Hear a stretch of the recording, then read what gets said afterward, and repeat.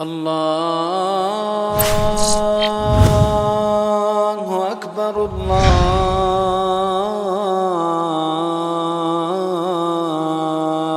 أكبر. السلام عليكم ورحمة الله وبركاته. إن الحمد لله نحمده ونستعينه ونستغفره ونعوذ بالله من شرور أنفسنا ومن سيئات أعمالنا. من يهده الله فلا مضل له ومن يضلله فلا هادي له.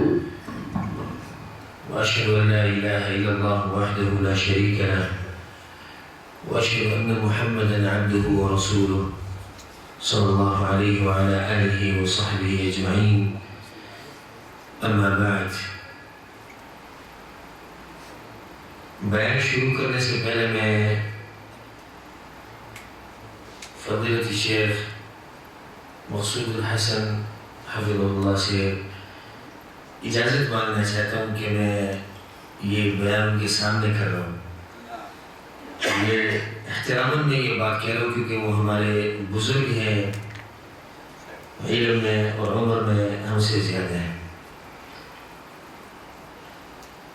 دوسری بات یہ کہ آپ لوگ کی شکریہ ادا کرنا چاہتا ہوں کہ ٹائم نکال کر آپ لوگ ادھر آئے ہیں. ہمیں پتہ ہے کہ جو لوگ ادھر مزدوری کرتے ہیں، کام کاج کے لائے ہوتے ہیں، تو ان کا ٹائم تھوڑا سا مشکل ہوتا ہے ان کے لیے ٹائم نکالنا. تو آپ لوگوں نے ٹائم نکالا ہے اور ادھر آئے ہیں، تو اللہ سبحانہ وتعالیٰ اس کو قبول فرمائے. مختصر گفتگو آخرت کے بارے میں. ہم سب کو یہ پتہ ہے کہ دنیا میں جو کچھ بھی ہے اس کا آخری انجام ہے فنا اور زوال. جو بھی ہے وہ ختم ہوگا، اور دنیا میں جو بھی ہے وہ ایک حال پر نہیں رہے گا. دنیا کی نعمتیں یہ ختم ہوگی، اس پر ہم سب کا ایمان ہے. بلکہ جو غیر مسلم ہیں وہ بھی یہ مانتے ہیں کہ دنیا میں کوئی نہیں رہے گا. آخری انجام یہی ہے کہ دنیا سے نکلنا یا اس زندگی کا ختم ہونا. وما هي الا ایام معدودات. کچھ دن ہیں شمار کے کہ بس وہ زندگی ہم گزار کے آگے چل جاتے ہیں. اللہ سبحانہ وتعالیٰ نے قرآن میں فرمایا ہے ما عندكم ينفد وما عند الله باق. جو بھی آپ لوگوں کے پاس ہے ما عندكم ينفد، یہ ختم ہوگا، اور ایک عارضی زندگی ہے. آپ لوگوں کی زندگی اور جو آپ لوگوں کے ساتھ ہے یہ سب عارضی ہے. یا ایھا الناس ان وعد الله حق فلا تغرنكم الحياة الدنيا ولا يغرنكم بالله الغرور. اے لوگو، ان وعد اللہ حق، جو وعدہ اللہ نے آپ لوگ کے ساتھ کیا ہے وہ حق ہے اور آنے والا ہے. فلا تغرنکم الحیاۃ الدنیا. ایسا نہ ہو کہ کوئی چیز تم لوگوں کو یا یہ دنیا تم لوگ کو دھوکہ دے دے اللہ کے بارے میں یا قیامت کے بارے میں یا قبر کے بارے میں. دنیا میں ایک آدمی اتنا مصروف ہو جائے کہ اسے آخرت اور عذاب اور اللہ کے سامنے کھڑا ہونا، اللہ کے ساتھ ملاقات، یہ قسم کا وہ بھول جاتا ہے. وَلَيَغُرَّنَّكُمْ بِاللَّهِ الْغَرُورُ.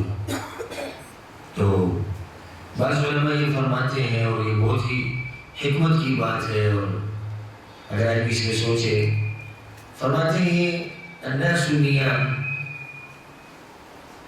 فَإِذَا مَاتُوا انْتَبَهُوا. ہم لوگ اصل جو ابھی ہم اس دنیا میں زندگی گزار رہے ہیں، اس کی مثال یہ ہے کہ ایک آدمی سو رہا ہے اور نیند میں، خواب میں وہ بہت کچھ دیکھتا ہے. خواب میں بہت کچھ دیکھتا ہے. کبھی کہتا ہے میں اپنے ملک گیا ہوں، کبھی کہتا ہے کہ میں سفر کر رہا ہوں ایک جگہ پہ، کبھی گرتا ہے کبھی اٹھتا ہے. یہ وہ خواب میں دیکھتا ہے.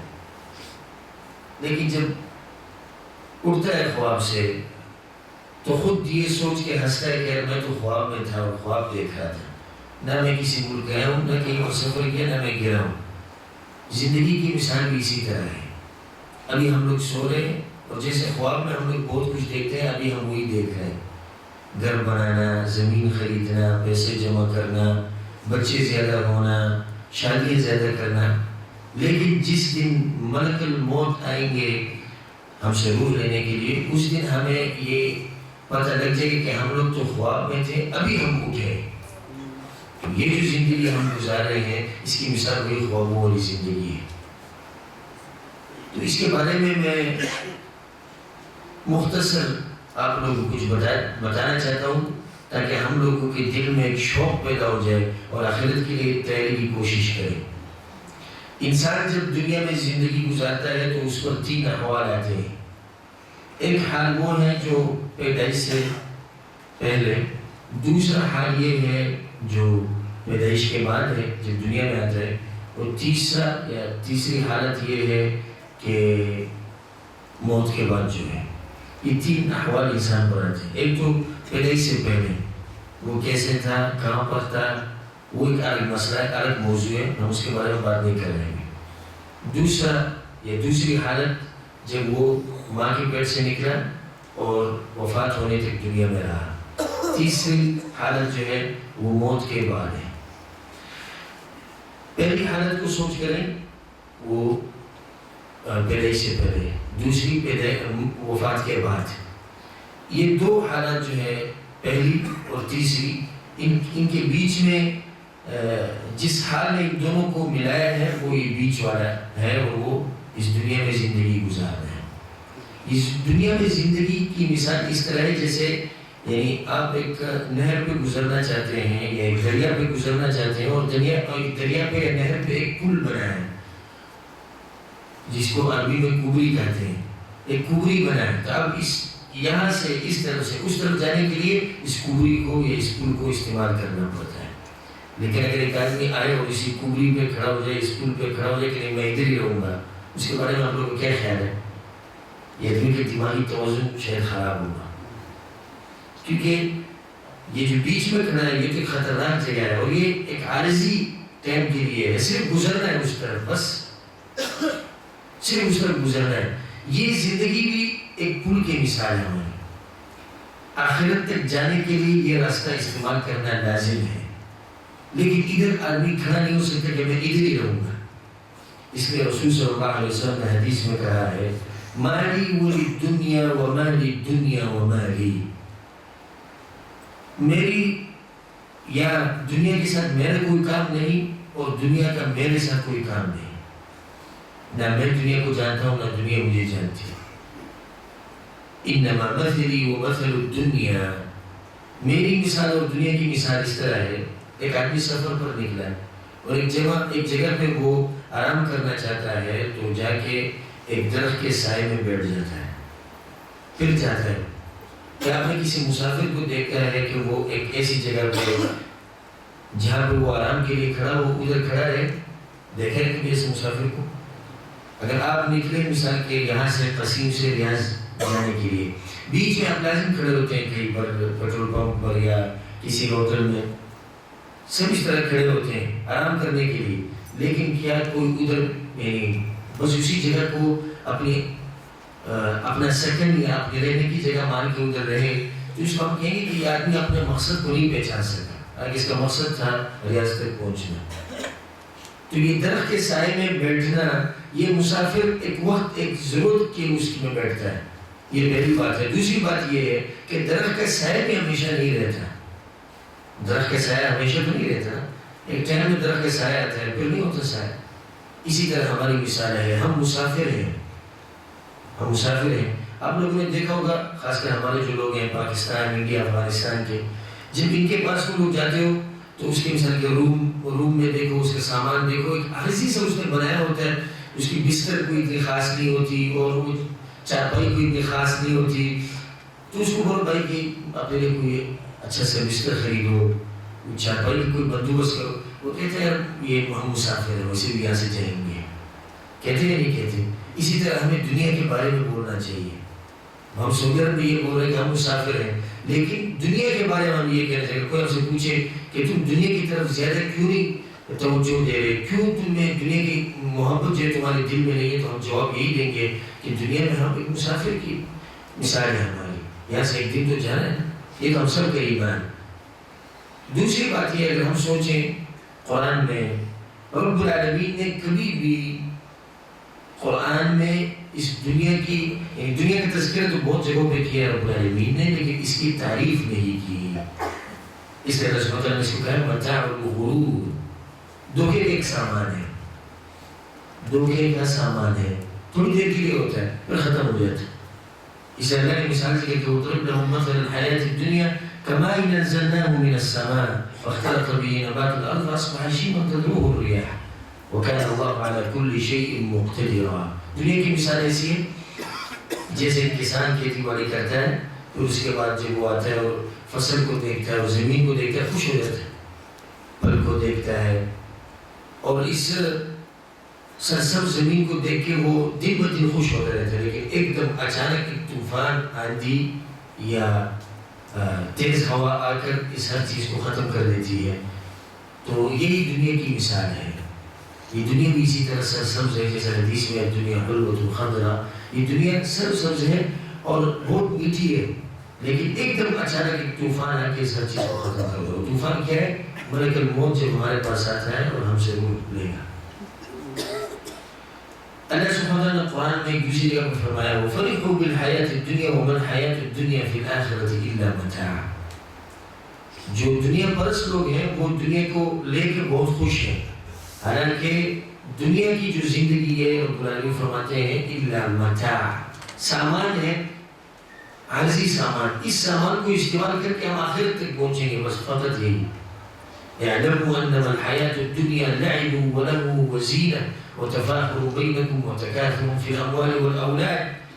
دنیا کی مثال ہے، دنیا کیا ہے؟ رب العالمین نے اس کی تعریف کی ہے، لعب ولهو، ایک کھیل ہے، کھیل کود ہے، فاتو کام ہے، وزینہ وتفاخر بینکم، بس یہ فخر کرنا ایک دوسرے پر کہ میرے بچے زیادہ ہیں، میرا مال زیادہ ہے، میری جو زمین ہے وہ بڑی ہے، اس زمین سے میں نے اتنی مزدوری کی ہے، میری تنخواہ یہ ہے، پوری دنیا نام اسی باتوں کا ہے۔ تو جب ہمیں یہ پتہ چلے کہ دنیا کی کوئی بھی حقیقت نہیں ہے، نہ کوئی فائدے کی چیز ہے، تو ہمیں آخرت کے لیے تیاری کرنی چاہیے۔ اور آخرت کے لیے تیاری کیسے کریں گے؟ جب آخرت کا ڈر ہمارے دلوں میں ہو، جب قبر کے بارے میں ہم جانتے ہو کہ قبر ہے کیا، ادھر ہوگا کیا، آخرت ہے کیا، قیامت کے دن ہوگا کیا، جب ہم جو ہے آخرت کے لیے تیاری کریں گے۔ لیکن جب ہم جانتے ہی نہیں تو کیا تیاری کریں گے؟ آپ لوگوں نے دیکھا ہوگا جب پاکستان سے، انڈیا سے، افغانستان سے کوئی بھی آتا ہے تو اس کو ادھر کہا جاتا ہے کہ سعودی عرب کا قانون یہ ہے، اس طرح ہے، اس طرح ہے، تو وہ تیاری کرتا ہے پہلے سے۔ لیکن کچھ لوگ اس طرح ہے کہ آ کے پھنس جاتے ہیں اس میں۔ جب پھنس جاتے ہیں تو ان سے پوچھو کیوں، تو وہ کہتے ہیں کہ مجھے پتہ ہی نہیں تھا کہ ادھر اس طرح نظام ہوتا ہے۔ اگر ہم قبر کے بارے میں جانتے کہ قبر میں یہ ہوگا، آخرت میں اس طرح ہوگا، رب العالمین کے سامنے کھڑے ہوں گے، یہ حالات ہوں گے، یہ اوصاف ہوں گے آخرت کے، تو ہم لوگ آخرت کے لیے تیاری کریں گے۔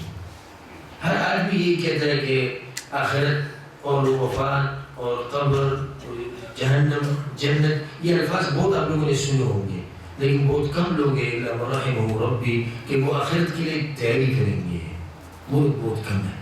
الذین آمنوا لم تقولون ما لا تفعلون، ایسے باتیں کیوں بولتے ہو جس وقت لوگ یعنی عمل نہیں کرتے اس پر، نہ بس ہمارے زبان تک یہی بات ہے کہ موت، قبر، اللہ کے ساتھ ملاقات، لیکن لسان الحال ہماری زندگی کو دیکھ کے اس طرح لگتا ہے کہ ہم نے کبھی بھی نہیں مانا۔ اس لیے یہ کہا جاتا ہے کہ عجبا لابن آدم کا بچہ بھی بہت عجیب ہے، دنیا میں ایسی زندگی گزارتا ہے جیسے یہ کبھی دنیا سے جائے گا ہی نہیں۔ اور ہمارے حالات کو دیکھو، اگر ہماری زندگی کو کوئی دیکھے تفصیل سے تو کیا وہ یہ کہے گا کہ ہم ایک دن زندگی سے چھوڑ کے جائیں گے؟ کیونکہ ہمارا جو ہمارا منصوبہ دیکھو، اتنے گھر بنانے، اتنی زمین خریدنی ہے، شادیاں کرنی ہے، اور بچے اتنے پیدا ہوں گے، اور یہ ہے، وہ ہے، یہ ہو، ایسے لگتا ہے جیسے ہم نے جو ہے ہزاروں سال اس دنیا میں رہنا ہے۔ اور پھر یہی آدم کا بچہ جب وفات ہو جائے اور دنیا سے چلا جائے تو اس طرح چلا جاتا ہے کہ لگتا ہے ایسا ہے کہ جیسے یہ کبھی دنیا میں تھا ہی نہیں۔ ہمارے جو بزرگ ہیں، جو گئے ہیں دنیا سے، کیا ان کے بارے میں کسی کو کوئی یاد بھی نہیں آتی، بلکہ ایسا لگتا ہے کہ وہ تھے بھی نہیں، ایک نام تھا بس۔ ایک دن ہم لوگ بھی اسی طرح قصوں میں رہ جائیں گے۔ کیسے قصوں میں رہ جائیں گے؟ آپ لوگ بچوں کے سامنے اپنے بیٹے کو، اپنے نواسے کو قصہ سناتے ہیں کہ ہمارے جو والد صاحب تھے وہ اس طرح کرتے تھے، آپ کے جو دادا تھے وہ اس طرح کرتے تھے، آپ کے نانا اس طرح کرتے تھے، قصہ. لیکن کبھی وہ نانا کبھی وہ دادا بھی تھے اس دنیا میں، لیکن اب قصے میں رہ گئے. ہم لوگ بھی ایک دن قصے میں رہ جائیں گے، وہ پتہ نہیں کہ کوئی قصہ کرے گا بھی یا نہیں ہمارا. تو آخرت کے لیے تیاری، اور آخرت کے لیے تیاری میں یہ شرط ہے کہ اگر آپ لوگ کو کامیابی چاہیے آخرت کے لیے، یا آخرت آپ لوگوں کو چاہیے، تو دنیا کو نقصان دینا پڑے گا، دنیا کو چھوڑنا ہوگا. عبداللہ بن مسعود رضی اللہ عنہ فرماتے ہیں من اراد الاخرہ اضر بالدنیا، جو آخرت کو چاہتا ہے وہ دنیا کو نقصان دے گا، لازم نقصان دے، کیونکہ دنیا کو بغیر نقصان دیے آخرت نہیں مل سکتی. یہ تو بالکل واضح بات ہے. اس پر مثال یہ ہے، ایک آدمی کو مزدوری مل گئی، ایک جگہ پہ کام ہے، مثلا 1 گھنٹے کا کام ہے یا 2 گھنٹے کا کام ہے، اور اتفاق یہ ہو کہ میں آپ کو 60 یا 70 80 ریال دوں گا. لیکن مسئلہ یہ ہے کہ بیچ میں عشاء کی نماز یا مغرب کی نماز آتی ہے بیچ میں. اب اس آدمی کو آخرت چاہیے. اب اگر آخرت چاہیے تو یہ نماز کے لیے جائے گی، جو نماز کے لیے جائے گا تو کیا ہوگا؟ آپ نے اسے پوچھا ہوگا. اگر نماز کے لیے جائے گا تو کیا ہوگا؟ وہ ایسے اسے کٹیں گے، دنیا کو نقصان ہوگا. لازم اگر آپ کو آخرت چاہیے دنیا کو نقصان لازم دینا ہوگا. یہ عبداللہ بن مسعود رضی اللہ عنہ کا قول ہے. اور جو دنیا چاہتا ہے وہ آخرت کو نقصان دے گا. اسی مثال میں آپ دیکھ لیں، اگر ایک آدمی کہتا ہے نہیں میں جو ہے نماز پڑھنے نہیں جا رہا کیونکہ مجھے دنیا چاہیے، تو اس نے نقصان دیا کس کو؟ آخرت کو. آخرت کو چھوڑ دیا اس نے. تو اس لیے یہ پہلی بات اپنے ساتھ یاد رکھیں گے. آپ لوگوں کو دنیا آخرت چاہیے تو دنیا کے ساتھ دنیا کو نقصان دینا پڑے گا. یہ عبداللہ بن مسعود رضی اللہ عنہ کا ایک مشہور اور معروف قول ہے. اگر ہم لوگ اس دنیا کے بارے میں سوچیں، قرآن اور حدیث کو کھولیں اور تفصیل سے پڑھیں اور دل و دماغ سے سوچیں تو بالکل ہمارا دل بھر جائے گا اس دنیا سے. حدیث میں ہے کہ یؤتی بانعم اہل الدنیا من اہل النار، آخرت میں قیامت کے دن اس شخص کو لایا جائے گا جو بانعم اہل الدنیا، جو دنیا میں بہت نعمتوں کا خاوند تھا، بہت نعمت تھے اس کے پاس، مالدار، پیسے والا تھا، بچوں والا تھا، اور اس کی شان و شوکت تھی، لیکن وہ ہے جہنمی. تو جب اس کو جہنم میں ڈالا جائے گا کچھ دیر کے لیے پھر نکالا جائے گا تو اس سے پوچھا جائے گا کیا تم نے کبھی نعمتوں کو دیکھا ہے؟ تو یہ کہے کہ نہیں یار میں نے کبھی نعمت نام چیز دیکھی ہی نہیں. یہ دلیل ہے اس پر کہ دنیا یعنی جب ایک ہی یا تھوڑے سے عذاب کی وجہ سے یا آگ کو دیکھنے کی وجہ سے آدمی سے یہ بھول جائے کہ میں نے نعمت کی بھی دیکھی نہیں ہے، دلیل ہے اس بات پر کہ اس نعمتوں کا کوئی اتنی حقیقت نہیں ہے جو دنیا میں ہے ہمارے پاس.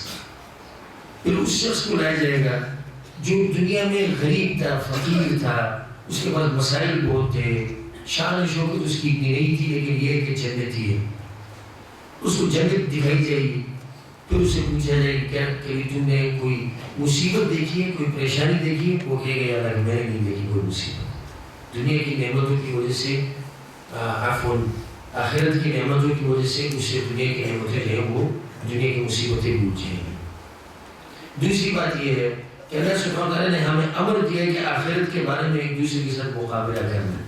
وسارعوا إلى مغفرة من ربكم وجنة عرضها كعرض السماء والأرض وعدت للمتقين. وسارعوا جلدی کرو، ایک دوسرے کے ساتھ مقابلہ کرو دنیا میں، دنیا کے بارے میں، پیسے کمانے میں یا مزدوری میں یا محنت میں. وسارعوا إلى مغفرة من ربكم، رب العالمین کی طرف سے جو مغفرت ہے، بخشش ہے، اس کی طرف جو ہے دوڑ لگاؤ، ایک دوسرے کے ساتھ مقابلہ کرو. وہ جنت عرضها السماوات والارض، وہ جنت کی طرف. لیکن کہیں پر بھی ہمیں یہ نہیں کہا گیا کہ دنیا میں ایک دوسرے کے ساتھ مقابلہ کرو. لیکن ہمارے حالات تو یہی بتا رہے ہیں اور ہماری زندگی کو دیکھو تو یہی نتیجہ نکلتا ہے کہ ہم لوگ دنیا میں ایک دوسرے کے ساتھ مقابلہ کرتے ہیں، لیکن آخرت میں یا دین کے بارے میں کوئی بھی کسی سے مقابلہ نہیں کرتا. آپ نماز کے لیے آئے مسجد میں، فلاں شخص مسجد کی پہلی صف میں بیٹھا ہوتا ہے ہمیشہ. ہمارے دل میں یہ کبھی آئے نہیں ہے کہ میں کل اس سے بھی جلدی مسجد آؤں. یہ نہیں آیا ہمارے دل میں. اللہ رحمہ ربی بعض لوگ ہیں ہم. لیکن اگر آپ دیکھیں کسی کو کہ اس کی 5,000 تنخواہ ہے، 6,000 تنخواہ ہے، تو کل سے ہم بھی کوشش شروع کریں گے کہ اتنی محنت و مزدوری کریں کہ ہمیں بھی 5,000 6,000 7,000 ریال ملے، حالانکہ اس کا امر ہمیں نہیں دیا گیا، آخرت کے لیے مقابلہ کرنا چاہیے۔ تو زندگی کا مختصر قصہ یہی ہے، زندگی کا مختصر قصہ، من تراب علی تراب الی تراب، مٹی سے ہم پیدا ہوئے تھے، مٹی پر زندگی گزارنی ہے، اور آخری نتیجہ کیا ہے؟ وہی مٹی میں واپس جانا ہے۔ کل من علیہا فان ویبقى وجہ ربک ذو الجلال والاکرام۔ کل من علیہا، کل من علیہا، جو بھی چیز جو بھی ہے اس زمین پر، کل من علیہا فان، یہ سب ختم ہوگا، فانی، اس کے لیے زوال ہے۔ وَيَبْقَى وَجْهُ رَبِّكَ ذُو الْجَلَالِ وَالْإِكْرَامِ، سوائے رب العالمین کے۔ تو اس لیے میں آپ لوگ کو یہ بتانا چاہتا ہوں کہ کل کا جو ہمارا گھر ہے، جو ہمارا حقیقی گھر ہے، وہ قبر ہے۔ یہ ہمارا حقیقی گھر ہے، اور یہ ایک عجیب گھر ہے جو ہمیں بغیر پیسوں کا ملتا ہے۔ یہ جو قبر ہے، یہ بغیر پیسوں کی ہمیں ملتی ہے۔ اور پھر یہ بھی دیکھو، یہ قبر ہمارا ایک ایسا گھر ہے کہ لوگ مجان ہمارے لیے بناتے ہیں اس گھر کو۔ ہم سے کوئی پیسہ تو نہیں لیتے اس کے بنانے کی، پیسہ کوئی لیتا ہے؟ کوئی پیسہ نہیں لیتا، سب بھاگ دوڑ لگا کے اس گھر کو تیار کرتے ہیں۔ یہ گھر ہے جو ہمارا حقیقی گھر ہے، اور اسی گھر میں جانا ہے، اور اسی گھر سے پھر دوسرے مرتبہ رب العالمین کی طرف کھڑے ہونا ہے۔ لیکن جو گھر حقیقی نہیں ہے ہمارا، ہم تو پوری کوشش اسی کے لیے کر رہے ہیں۔ رسول صلی اللہ علیہ وسلم حدیث میں فرمایا، رسول صلی اللہ علیہ وسلم نے قبر کے پاس ایک مرتبہ رسول صلی اللہ علیہ وسلم بیٹھے تھے اور کہا کہ یا اخوانی، میرے بھائیوں، صحابہ سے کہا، لِمِثْلِ هَذَا، ایسی جگہ کے لیے تیاری کر لو، یہ جو جگہ ہے اس کے لیے تیاری کر لو، اور یہ ایک عام جگہ نہیں ہے، ادھر یا جنت ہے اور یا جہنم ہے۔ ظاہری تو ایسا لگتا ہے کہ یہ صرف مٹھی ہے، لیکن اندر یا جہنم ہے اور یا جنت ہے۔ ہم لوگ جاتے ہیں مقبرے کی طرف، ہم جاتے ہیں مقبرے کو دیکھتے ہیں، ایسا لگتا ہے کہ یہ لوگ بڑے سکون سے سب آرام کر رہے ہیں، لگتا تو ظاہر اسی طرح ہے نا، لیکن اگر اندر کے احوال کے بھی تم نے دیکھے تو حیران ہو جاؤ۔ ایسے عجائب بات ہے اندر، اگر کبھی دیکھے آپ نے، کسی کو مثال کے عذاب مل رہی ہے، کسی کو جو ہے نعمت جنت کی طرف سے کھڑکی کھلی ہے، کسی کو جو ہے جہنم کی طرف سے کھڑکی کھلی ہے، لیکن ظاہری حالات کو نہ دیکھیں، آپ باطنی دیکھیں کہ باطن میں کیا ہو رہا ہے، جو رسول صلی اللہ علیہ وسلم نے ہمیں فرمایا ہے۔ اس لیے میں آپ لوگوں کو یہ بتانا چاہتا ہوں کہ کبھی کبھار اس طرح کیا کریں، جب چھٹی ہو اور موقع ہو تو قبروں کی طرف جائے کریں، مقبرے کی طرف جائے کریں، اس سے دل نرم ہوتا ہے۔ اس لیے رسول صلی اللہ علیہ وسلم نے حدیث میں فرمایا کہ اکثروا من ذکر هذه اللذات، اس چیز کو زیادہ یاد کیا کریں جو مزوں کو یا مزے کو ختم کرنے والی ہے۔ صحابہ نے پوچھا یا رسول اللہ وما هذه اللذات، یہ کون سی چیز ہے جو مزوں کو ختم کر دیتی ہے یا مزے کو ختم کر دیتی ہے؟ رسول صلی اللہ علیہ وسلم نے کہا الموت، موت کو بار بار یاد کیا کریں، قبر کو یاد کیا کریں، قبر کی زیارت کیا کریں، اس سے آپ کے دل میں ایک نرمی پیدا ہوگی اور آخرت کی ایک سوچ بھی ہوگی۔ اس لیے سلف سے یہ بات نقل ہے کہ جب کسی کا جنازہ مثال کے آیا اور اس کو دفنا رہے، کوئی پوچھتا کہ یہ فلان یہ کون ہے جنازے والا، تو وہ جواب دیتا تھا کہ یہ تم ہو یا میں ہوں، یہ تم ہو یا میں ہوں، یا یہ آپ ہے یا میں ہوں۔ اس کی کیا مطلب ہے اس بات کہ یہ آپ ہے یا میں ہوں؟ مطلب یہ ہے کہ ایک دن میں بھی اسی طرح ہوں گا یہاں پر، یا ایک دن آپ بھی اسی طرح یہاں پر آئیں گے۔ اس لیے میں آپ سب لوگ بھائیوں کو یہ بتانا چاہتا ہوں کہ یہ باتیں جو میں بتا رہا ہوں کچھ، یہ لازم آپ پر آئیں گی۔ ہم روزانہ گھر سے نکلتے ہیں اور پھر گھر واپس آتے ہیں، نکلتے ہیں اور واپس آتے ہیں، لیکن ایک دن اس طرح آئے گا آپ پر کہ آپ گھر سے نکلیں گے لیکن واپس نہیں ہے۔ ہم جاتے ہیں قبروں، جاتے ہیں کسی کو دفنانے کے لیے، کسی کو جنازہ پڑھنے کے لیے، پھر واپس آ جاتے ہیں، لیکن ایک دن اس طرح ہے کہ آپ مقبرہ جائیں گے لیکن واپس نہیں ہے۔ مقبرہ جاتے ہیں، اپنے پیروں میں داخل ہوتے ہیں، ادھر جا کے دفنا کے دعا کر کے واپس آتے ہیں، لیکن ایک دن 4 بندوں کے کندھوں پہ آپ جو ہے مقبرے میں داخل ہوں گے۔ یہ لازم ہم پہ یہ حالات ہیں، ہر شخص پہ یہ حالات ہیں۔ تو سب بھائیوں سے یہی گزارش ہے کہ اس کے لیے تیاری، اس سفر کے لیے جو آخرت کی سفر ہے، آخرت کا سفر بہت ہی عجیب سفر ہے۔ آپ لوگوں نے تو دنیا میں سفر بہت کی، مثال کے اگر دوسری نہیں کی، یہ سفر تو سب نے کیے، یعنی کوئی انڈیا سے سعودی عرب ہے، کوئی پاکستان سے ہے، کوئی افغانستان سے ہے، کوئی یہاں سے اپنے ملکوں کی طرف آپ لوگ گئے ہیں. ایک یہ سفر ہے جو دنیا میں ہم کرتے ہیں، اور ایک سفر ہے السفر الی الآخرہ، السفر من الدنیا الی الآخرہ، ایک سفر دنیا سے آخرت کی طرف. ان دونوں، ایک سفر جو دنیاوی سفر ہے اور ایک اخروی سفر ہے، ان دونوں میں کیا فرق ہے؟ کچھ فروق ملاحظہ کریں. ایک فرق یہ ہے کہ دنیا میں جب ہم سفر کرنا چاہتے ہیں تو پہلے کام کیا کرتے ہیں؟ ٹکٹ کے لیے پیسے جمع کرتے ہیں. اور بہت لوگ سعودی عرب میں بیٹھے ہیں، اپنے ملک نہیں جا سکتے، ٹکٹ نہیں ان کے پاس. یہ دنیاوی سفر کے لیے ہے. لیکن جو اخروی سفر ہے، اس میں ٹکٹ رب العالمین کی طرف سے مجانا ہے. اس کے لیے پیسے جمع کرنے کی ضرورت نہیں کہ ٹکٹ خریدنی نہیں، وہ ٹکٹ رب العالمین کی طرف سے. دوسرا فرق، جب ہم یہاں سے ٹکٹ خریدتے ہیں تو پھر ہم دیکھتے ہیں کہ اس کو بک کرنے کے لیے کون سا تاریخ، کون سا دن ہم اختیار کرتے ہیں، تو اسی دن ہم یہاں سے جائیں گے اور اسی ٹائم ہم یہاں سے نکلیں گے. جو آخرت کا جو سفر ہے، اس میں ٹکٹ کا ٹائم اور جانے کا ٹائم جو بھی ہے تفصیل، وہ پہلے سے رب العالمین نے لکھ دی تقدیر میں. اب یہ تو کنفرم ہے کہ ہم جائیں گے یہاں سے، لیکن کب جائیں گے اس کا علم رب العالمین کے پاس ہے. جو دنیا کا جو سفر ہے، اس میں یہ ہوتا ہے کہ ہمیں یہ پتہ ہے کہ جانا کہاں سے ہے. جہاز یہاں سے جائے گا ریاض سے، یا جائے گا جدہ سے، یا مثال کے دبئی سے، اور پھر آخری جو منزل ہے، جو ہدف ہے جہاز کا، وہ کدھر ہے؟ وہ فلان ملک ہے. یہاں جو آخرت کا سفر ہے، اس کا یہ پتہ نہیں کہ وقت کے مطابق کہ جہاز کس ٹائم نکلے گا، یہ سفر کس ٹائم شروع ہوگا، لیکن یہ پتہ ہے کہ یہ سفر شروع کہاں سے ہوگا. دنیا سے شروع ہوگا، اسی زندگی سے شروع ہوگا، اسی دنیا سے شروع ہوگا. نتیجے کا ہمیں پتہ نہیں کہ یہ سفر جہنم پہ رکے گا یا یہ سفر جنت پہ رکے گا. نتیجے کا پتہ نہیں. اور اللہ سبحانہ تعالیٰ ہم سب کو جو ہے، ہم سب کو یہ جو آخرت کا سفر جو آنے والا ہے، اس کو جنت پہ ختم کرے. ایک دوسرا فرق ملاحظہ کریں کہ جب ہم جاتے ہیں دنیا کے دنیاوی سفر میں، تو ادھر پوچھتے ہیں ٹکٹ والے سے کہ کتنا کلو سامان ہم لے سکتے ہیں اپنے ساتھ، تو وہ کہتے ہیں 45، 40، 50. اور جو آخرت کا سفر ہے، اس میں صرف 2 چیزیں اپنے ساتھ لے جا سکتے ہیں، عمل اور کفن. اس سے زیادہ کچھ بھی نہیں جا سکتا آپ سے. اس لیے میں آپ کو یہ بتا رہا ہوں، جو مال ابھی آپ کما رہے ہیں، جس اولاد کے لیے آپ ابھی لگے ہوئے ہیں، یہ مزدوری کر رہے ہیں، محنت کر رہے ہیں، بوڑھے ماں باپ جو ملک میں بیٹھے ہیں بیچارے، بیوی ملک میں ہے، بچے ادھر ہیں، آپ ادھر آئے ہوئے کس کے لیے؟ بچوں کے لیے، تاکہ ان کو کھانا ملے، تاکہ وہ راحت کے ساتھ، خوشی کے ساتھ زندگی کو گزار سکے. یہ بچے بھی آپ کے ساتھ نہیں جا سکتے، کوئی بھی نہیں جا سکتا. آخرت کے سفر میں یہ لازم ہے کہ آدمی بالکل اکیلا ہوگا، اور اس کے ساتھ 2 میٹر کفن اور اعمال کی اجازت ہے. تیسری کوئی بھی چیز لے جانے کی اجازت نہیں.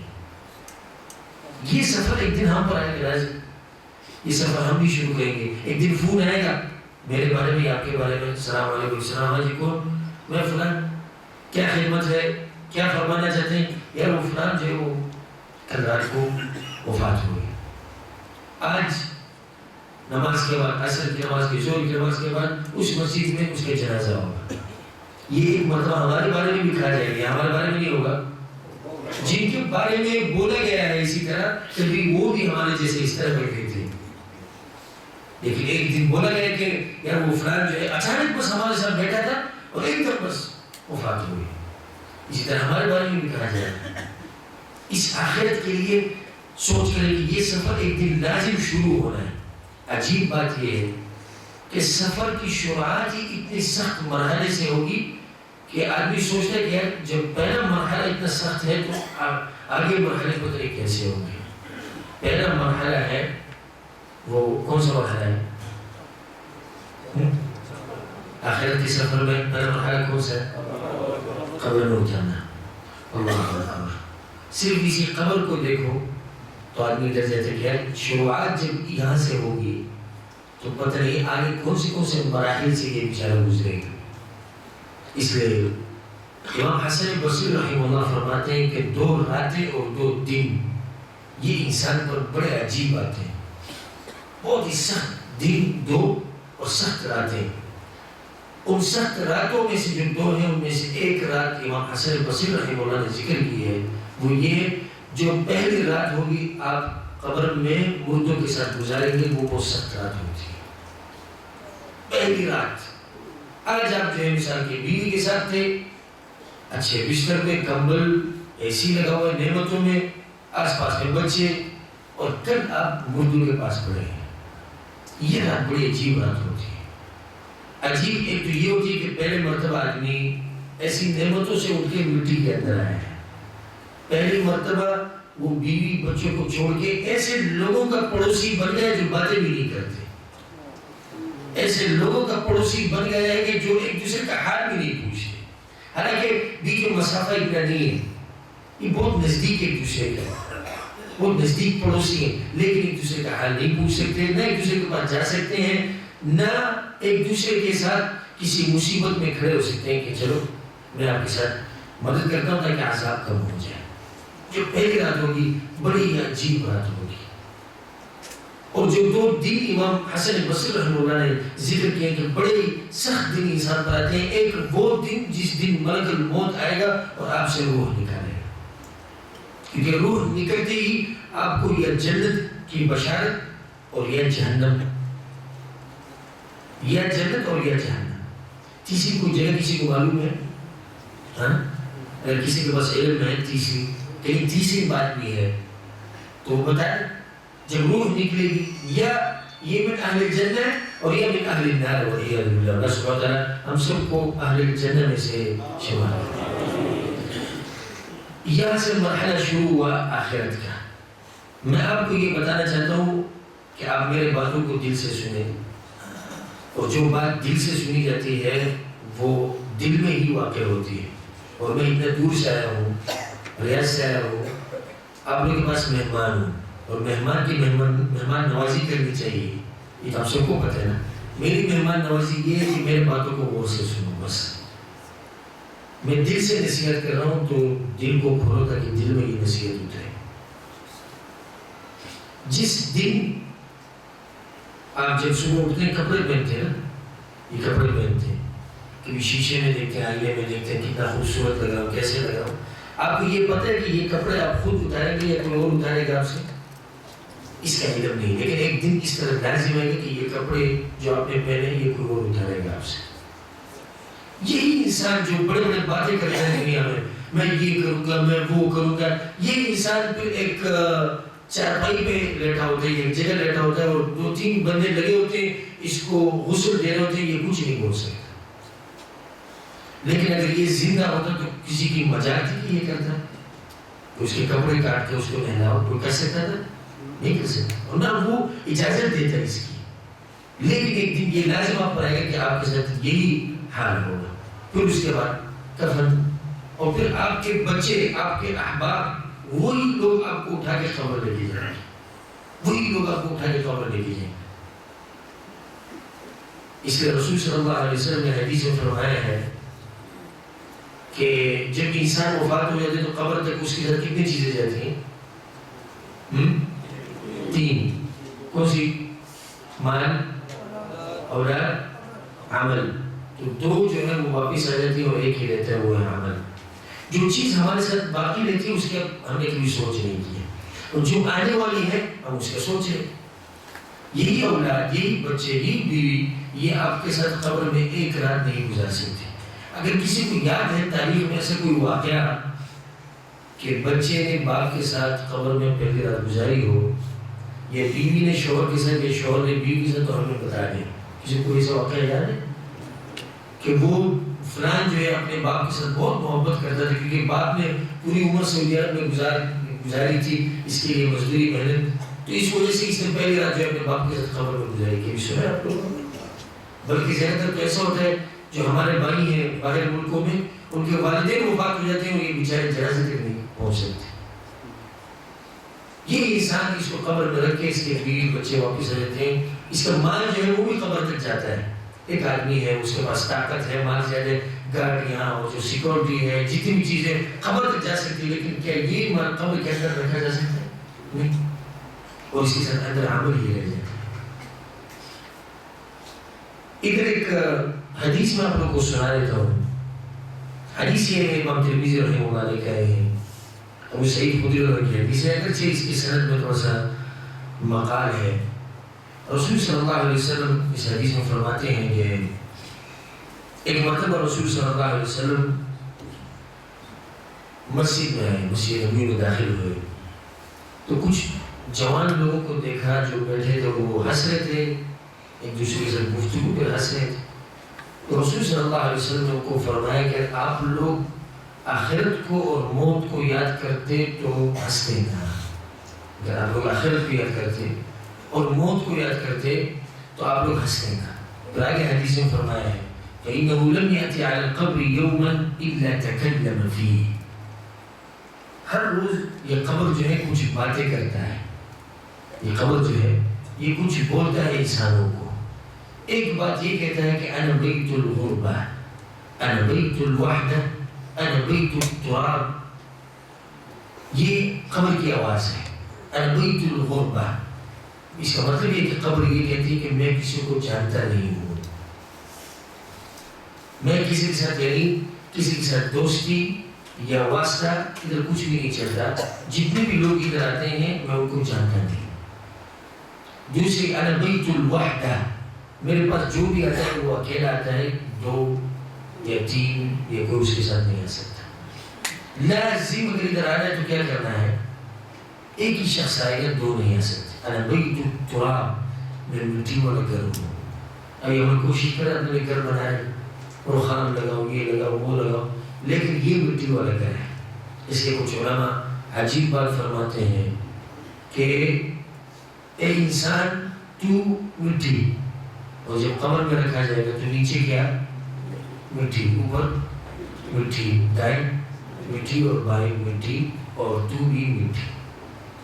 انسان یہاں پہ انسان کا قصہ ہی ختم ہو جاتا ہے، بس اپنے حقیقت پہ چلا گیا. دنیا کا جو قصہ ہے بالکل ختم. ایک نیا قصہ، ایک نئی زندگی شروع ہوئی اور وہ ہے آخرت کی زندگی.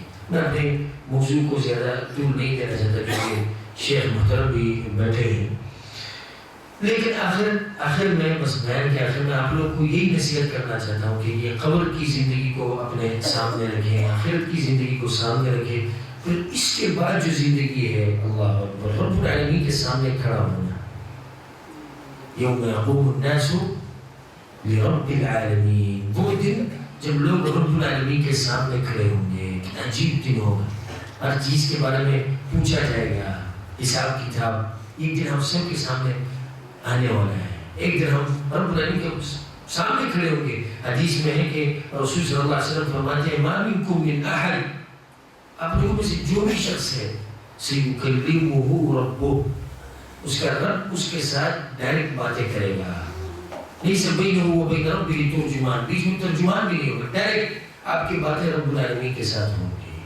آپ سے پوچھا جائے گا آپ کے مال کے بارے میں، آپ سے پوچھا جائے گا زندگی کے بارے میں، آپ سے پوچھا جائے گا جوانی کے بارے میں، آپ سے پوچھا جائے گا علم کے بارے میں. ان سب سوالوں کے لیے جواب تیار کرنا ہے نا. تو آپ سب کو یہ خاص نصیحت ہے کہ ان سوالوں کے لیے جواب تیار کریں. مال کے بارے میں یہ پوچھا جائے کہاں سے آپ نے یہ مال کمایا اور کہاں پہ لگایا ہے. تو اس لیے سب کو نصیحت ہے کہ جہاں سے بھی آپ مال کما رہے ہیں، جس طریقے سے بھی کما رہے ہیں، یہ بات یاد رکھیں کہ یہ طریقہ قرآن و حدیث کے خلاف نہ ہو، یہ شریعت میں حرام نہ ہو. حرام مال سے دور رہیں. حلال مال. اتنا آپ نے سفر کیا ہے، اتنے دور بیٹھے ہیں، دوست احباب رشتہ دار سب کو اپنے چھوڑ دیے ادھر بیٹھے ایک ایسے ملک میں جو لوگ نہ ہمارے زبان والے ہیں، جو ہمارے نہ نسب والے ہیں، نہ ان کو پہلے سے جانتے ہیں، نہ ہمارا کوئی ان کے ساتھ رشتہ ہے، صرف پیسے کمانے کے لیے.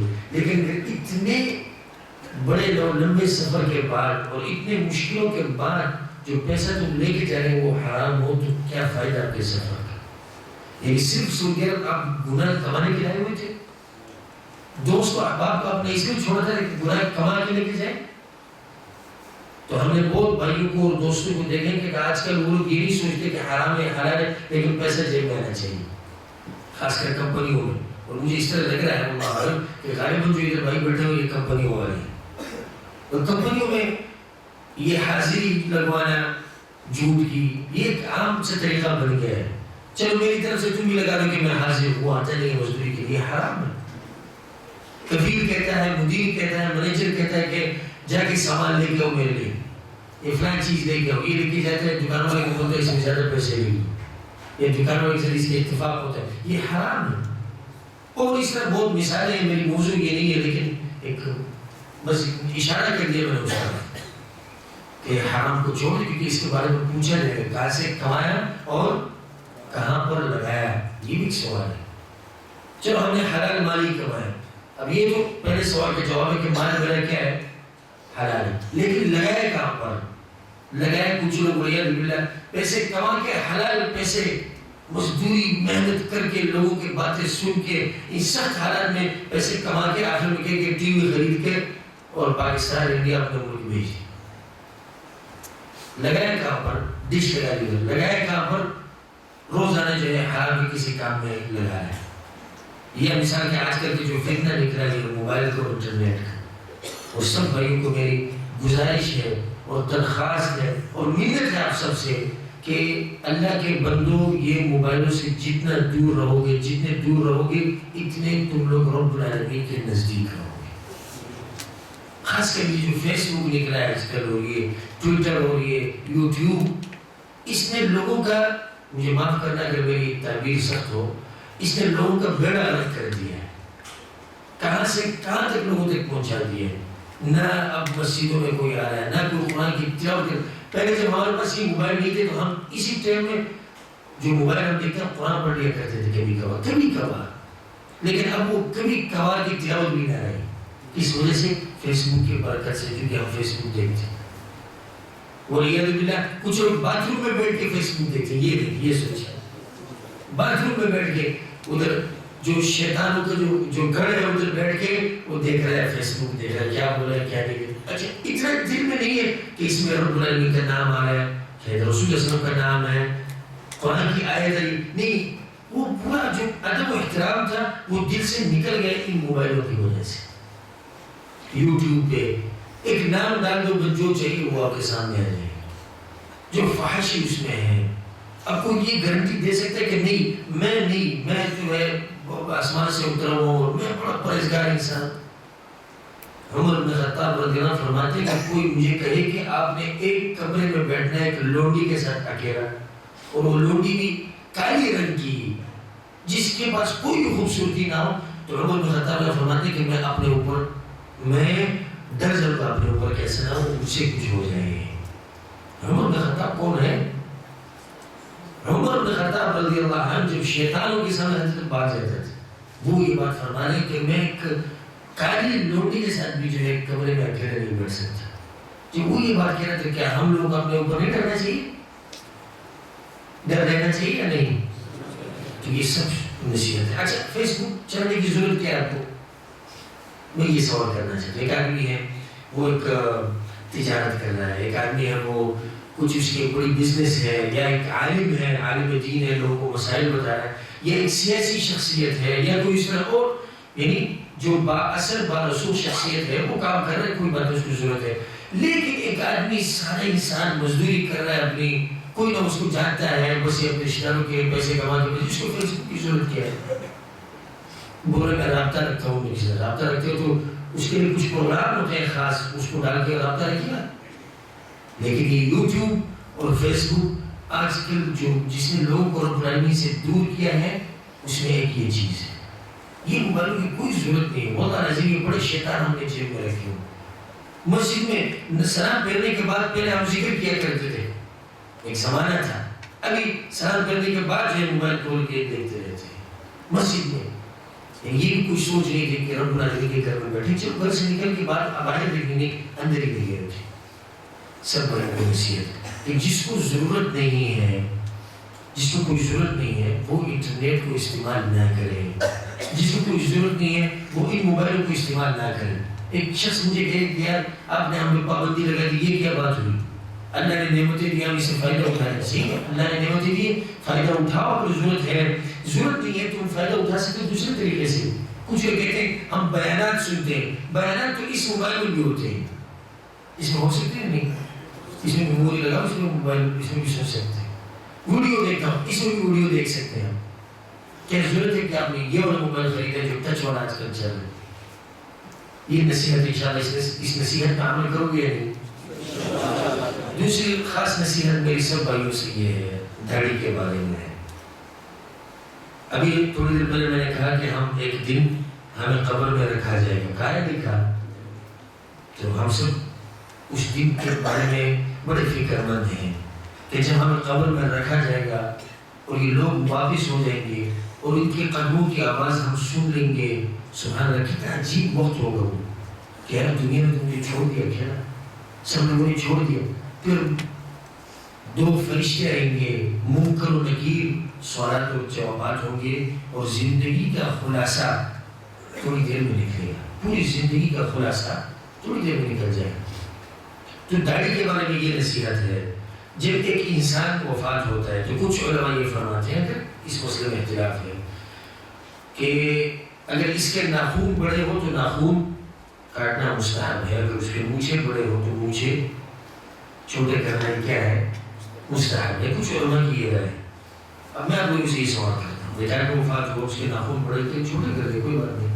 ایک آدمی وفات ہوا، اس کے مونچھے بڑے تھے چھوٹے کر دے۔ ایک آدمی وفات ہو، اس کی داڑھی نہیں ہے، اس کے ساتھ کیا کریں گے؟ کوئی طریقہ آپ کو معلوم ہے؟ کسی کے پاس کوئی علاج ہے اس کا؟ ہاں کیا کریں تاکہ داڑھی اس کی نکل آئے؟ سب بھائیوں کو نصیحت ہے کہ یہ داڑھی اللہ کے بندوں، یہ ایک لوگ کہتے ہیں سنت ہے۔ سنت کا مطلب ہے کہ رسول صلی اللہ علیہ وسلم کا طریقہ ہے۔ سنت کا مطلب یہ نہیں کہ اگر چھوڑ دی تو ثواب ہے، نہیں چھوڑی تو گناہ نہیں۔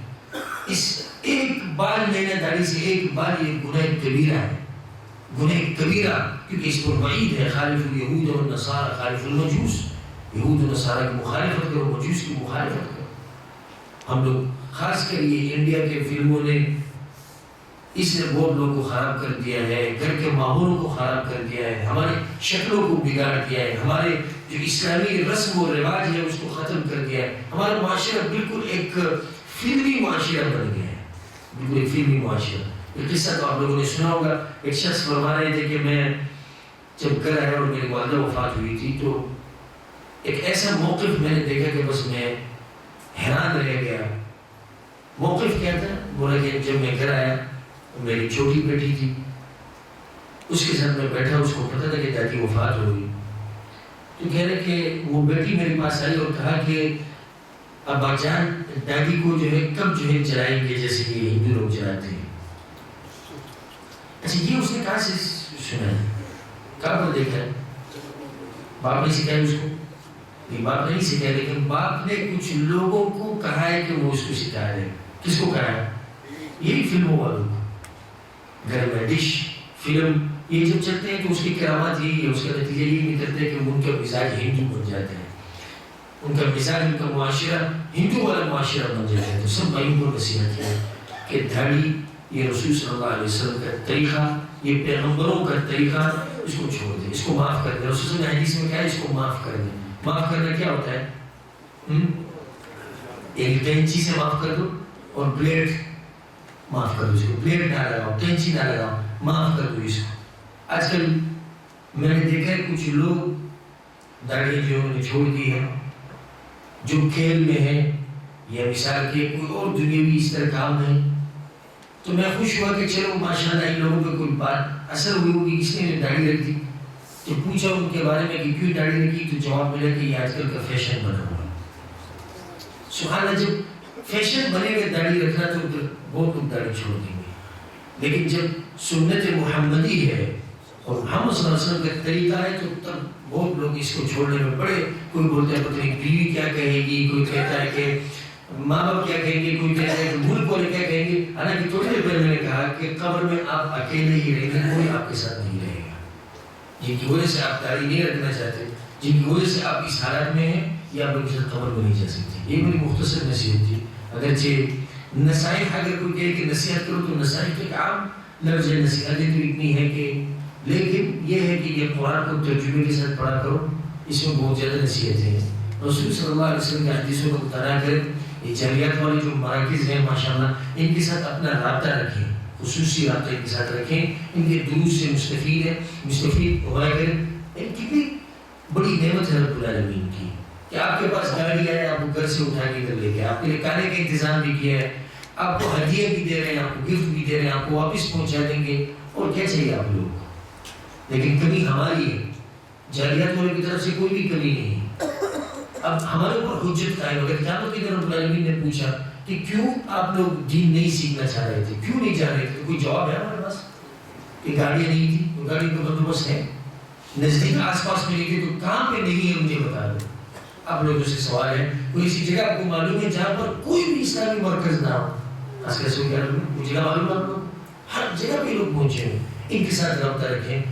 ہمارے شیخ عبد الماجد حافظ اللہ صاحب بیچارے رات دن لگے ہوتے ہیں آپ لوگ کی خدمت میں کہ آپ لوگ ایک بات سیکھ لو, ایک مسئلہ سیکھ جاؤ آپ لوگ بس. کوئی ان کا اس میں شخصی فائدہ بھی نہیں ہے, بڑا جو فائدہ ہے وہ آپ لوگ کو بھی رہے. اگر اس درس میں کوئی نہ آئے, ہمیں کوئی نقصان دے سکتا ہے؟ ہمارا کوئی نقصان نہیں. ہم تو بیان کر کے واپس چل جائیں گے انشاءاللہ. قیامت کے دن رجسٹر میں لکھا ہوا ہے, انشاءاللہ اس کا اجر ہمیں مل جائے. کوئی آئے تو فائدہ اس کا ہے.